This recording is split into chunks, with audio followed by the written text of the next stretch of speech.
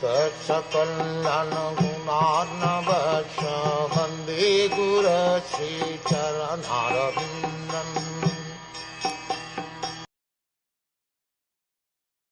O Brahman Vyasadeva, it is decided by the learned that the best remedial measure for removing all troubles and miseries is to dedicate one's activities to the service of the Supreme Lord Personality of Godhead, Sri Krishna.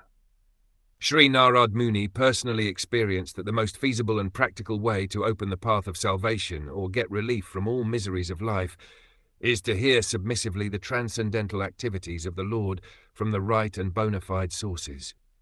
This is the only remedial process. The entire material existence is full of miseries. Foolish people have manufactured, out of their tiny brains, many remedial measures for removing the threefold miseries pertaining to the body and mind, pertaining to the natural disturbances, and in relation with other living beings. The whole world is struggling very hard to exist out of these miseries, but men do not know that without the sanction of the Lord, no plan or no remedial measure can actually bring about the desired peace and tranquility. The remedial measure to cure a patient by medical treatment is useless if it is not sanctioned by the Lord. To cross the river or the ocean by a suitable boat is no remedial measure if it is not sanctioned by the Lord. We should know for certain that the Lord is the ultimate sanctioning officer, and we must therefore dedicate our attempts to the mercy of the Lord for ultimate success, or to get rid of the obstacles on the path of success. The Lord is all-pervading, all-powerful, omniscient, and omnipresent. He is the ultimate sanctioning agent of all good or bad effects. We should, therefore, learn to dedicate our activities unto the mercy of the Lord, and accept him either as impersonal Brahman, localized Paramatma, or the Supreme Personality of Godhead. It does not matter what one is. One must dedicate everything in the service of the Lord. If one is a learned scholar, scientist, philosopher, poet, etc., then he should employ his learning to establish the supremacy of the Lord. Try to study the energy of the Lord in every sphere of life. Do not decry him and try to become like him, or take his position simply by fragmental accumulation of knowledge. If one is an administrator, statesman, warrior, politician, etc., then one should try to establish the Lord's supremacy in statesmanship.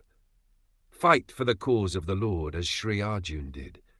In the beginning, Sri Arjun, the great fighter, declined to fight, but when he was convinced by the Lord that the fighting was necessary, Sri Arjun changed his decision and fought for his cause.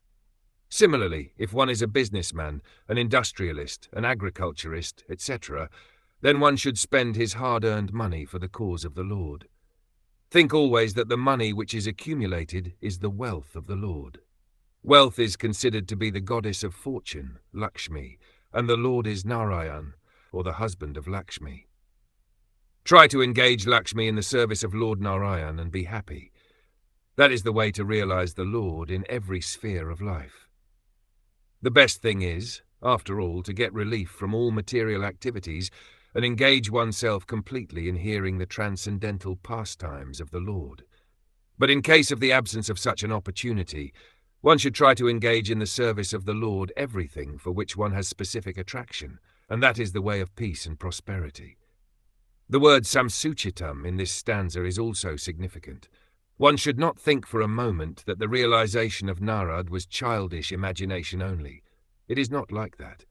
It is so realized by the expert and erudite scholars, and that is the real import of the word samsuchitam.